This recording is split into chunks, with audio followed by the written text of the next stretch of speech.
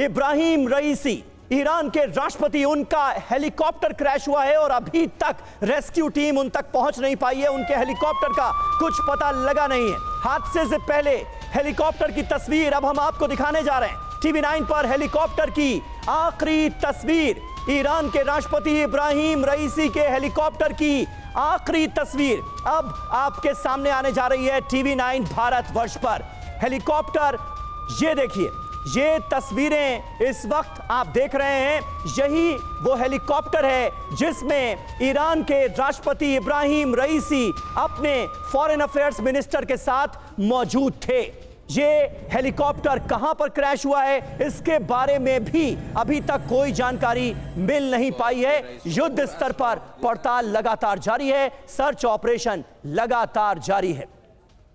हमारे साथ इस वक्त तमाम खास मेहमान भी मौजूद हैं। मेजर जनरल संजय सॉय हमारे साथ मौजूद है। सॉय साहब, ये देखिए, ये है वो हेलीकॉप्टर जिसमें इब्राहिम रईसी सवार थे अपने विदेश मंत्री के साथ। इस हेलीकॉप्टर का अब तक कुछ नहीं पता चल पाया है। 17 घंटे से ज्यादा का वक्त बीत चुका है। बहुत मुश्किल टेरेन थी ये, जहां पर ये हेलीकॉप्टर क्रैश हुआ है। क्या संभावनाएं, क्या आशंकाएं आपके जहन में? नहीं, बिल्कुल समीर, ये वाकई में बहुत बड़ा चैलेंज है। आप देखिए, देश का राष्ट्रपति का हेलीकॉप्टर क्रैश हुआ और 17 घंटे के बाद नहीं मिला है ये, जबकि उन्होंने पूरा जोर लगा दिया। पड़ोसी देश भी, टर्की की भी टीम आ चुकी है, ड्रोन के द्वारा किया जा रहा है। पर यहाँ 2-3 चीज़ें हैं नेचर को अगर हम देखा जाए कि मौसम, टेरेन यानी कि ज़मीन, इन दो चीज़ों का हम नहीं मुकाबला कर सकते। इंसान को जब कई लिमिटेशन आ जाती हैं, मौसम की वजह से बहुत बड़ी रेस्ट्रिक्शन आ रही है कि हेलीकॉप्टर्स का इस्तेमाल नहीं किया जा सकता सर्च के लिए। सर्च टीमों को दाएं बाएं आसपास लाइकली साइट्स पर ड्रॉप नहीं किया जा सकता है। जो मूवमेंट है वो पैदल मूवमेंट है और उसमें वाकई में समय लगता है। और हालांकि बहुत टीमें लॉन्च की जा चुकी हैं और एडिशनल टीम्स अभी लॉन्च की जा रही हैं। और ये सब स्पेशलाइज्ड ट्रूप्स होते हैं जो माउंटेन वॉरफेयर, जंगल वॉरफेयर के एक्सपर्ट होते हैं और बहुत ही कम सामान के साथ पैदल चलने में, तेजी से जाने में सक्षम होते हैं। अपने यहाँ इक्विपमेंट ले जा रहे हैं। रशिया भी सामान भेज रहा है, स्पेशलाइज्ड इक्विपमेंट भेज रहा है, तो ताकि जल्दी से जल्दी ये मिले। क्योंकि जो सिचुएशन है, इतनी ठंड में अगर वो घायल भी हैं तो उनका बचना काफी मुश्किल हो जाता है। बिल्कुल सर, तो वहां पर जो भौगोलिक हालात है और जो जमीनी इस वक्त वहां पर सिचुएशन बनी है, उसने इस रेस्क्यू ऑपरेशन को और भी ज्यादा मुश्किल कर दिया है। एक और बड़ी खबर आ रही है, इसका हम रुख कर रेस्क्यू के लिए पहुंचा रूसी विमान, तबरीज की तरफ जा रहा है रूसी विमान। ईरानी मीडिया ने इस बात का दावा किया है, तो रूस की तरफ से भी हर संभव मदद पहुंचाई जा रही है इस रेस्क्यू ऑपरेशन को आगे बढ़ाने में। और देखिए, एक और बड़ी खबर इस वक्त आ रही है। आईआरजीसी कमांडर्स घटनास्थल पर मौजूद हैं। ऑपरेशन की जानकारी लेते दिखे हैं आईआरजीसी कमांडर्स। सही लोकेशन तक पहुंचने की कवायद लगातार जारी है। नए मैप की मदद भी ली जा रही है ताकि जल्द से जल्द उस लोकेशन तक पहुंचा जा सके जहां पर यह हेलीकॉप्टर क्रैश हुआ होगा। जो संभावनाएं, जो आशंकाएं जताई जा रही हैं, जो तमाम लीड्स मिल रही हैं, उनका सहारा लेते हुए किसी तरह से रेस्क्यू टीम आगे बढ़ रही है, उस जगह तक पहुंचने की कोशिश कर रही है जिसके बारे में यह कहा जा रहा है कि वो क्रैश साइट हो सकती है। और देखिए, हेलीकॉप्टर क्रैश पर एक और बड़ी खबर, रईसी के क्रैश हेलीकॉप्टर की तलाश जारी है। 16 घंटे से राष्ट्रपति रईसी की तलाश हो रही है। विदेश मंत्री से भी कोई संपर्क नहीं हो पाया है क्योंकि विदेश मंत्री भी ईरान के इसी हेलीकॉप्टर में सवार थे इब्राहिम रईसी के साथ। किसी से कोई कनेक्ट नहीं हो पाया, कोई संपर्क नहीं। और देखिए, इसी से जुड़ी अगली बड़ी खबर, इब्राहिम रईसी का एक नया वीडियो सामने आया है। रईसी का ये आखिरी वीडियो बताया जा रहा है। दौरे पर जाने का वीडियो होने का दावा किया जा रहा है।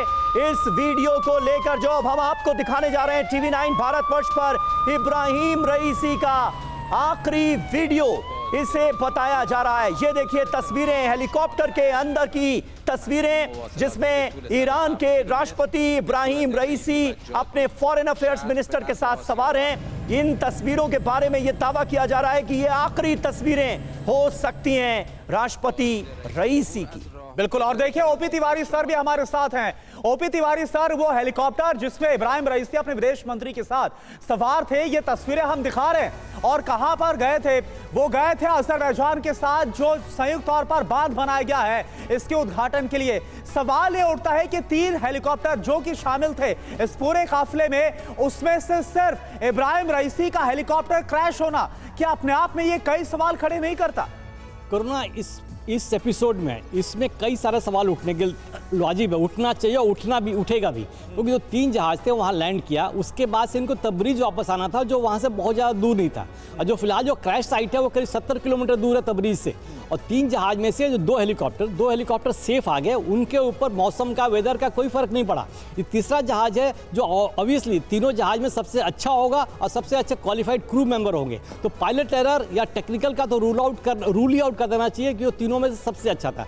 अब ये जो क्रैश हुआ है कैसे हुआ है, इसकी संभावना, ये हादसा है या सबोटाज है, सबोटाज की भी संभावना काफ़ी बढ़ जाती है जिस तरीके से हुआ है।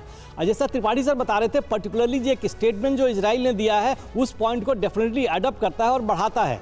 अब जहाँ तक ये सर्वे रेस्क्यू का, जहाँ तक लोकेशन का सवाल है, इधर ट्रेन इतना डिफिकल्ट है, ये एरियल से, जब एयरक्राफ्ट से या जब तक पता नहीं चल पाएगा तब ग्राउंड फोर्सेज के लिए वहाँ पहुँचना बहुत मुश्किल है। अगर हेलीकॉप्टर के जो रैकेज बहुत छोटे छोटे पीसेज हो चुके होंगे तो उसका रडार एरिया जो कम होगा तो रडार में भी, फोटो में भी नहीं आ पाएगा क्लियरली। अगर क्लियरली आ जाता है तभी ग्राउंड फोर्सेज के लिए मुश्किल है। डिपेंड्स ये क्रैश कैसे हुआ है, कितने पीसेज हैं, कितने छोटे पीसेज हैं या पूरे शेप में है। अगर ये नॉर्मल सा क्रैश होता, अगर पूरे शेप में हेलीकॉप्टर होता, तब तक इनको फोटो आसानी से मिल जाती और ग्राउंड फोर्सेज के लिए पहुँचना आसान हो जाता। लेकिन जैसा बताया कि पहली जो फोटो थर्मल इमेजिंग से सोर्स किया था वहाँ पर मेरे ख्याल से बताया कि नहीं है, तो इसको ठीक है, बिल्कुल। तो इस क्रैश को लेकर, हादसे को लेकर कई गंभीर सवाल। इस बीच एक बड़ी खबर का हम रुख कर रहे हैं। चीन के विदेश मंत्रालय का बयान सामने आ गया है क्रैश के बाद। स्थिति पर करीब से हमारी नजर बनी हुई है। चीन की तरफ से कहा गया है ईरान को हर संभव मदद हम देंगे। तो चीन के विदेश मंत्रालय का यह बयान कि हम लगातार हालात पर नजर बनाए हुए हैं और ईरान को हर संभव मदद देने की बात चीन करता हुआ नजर आ रहा है।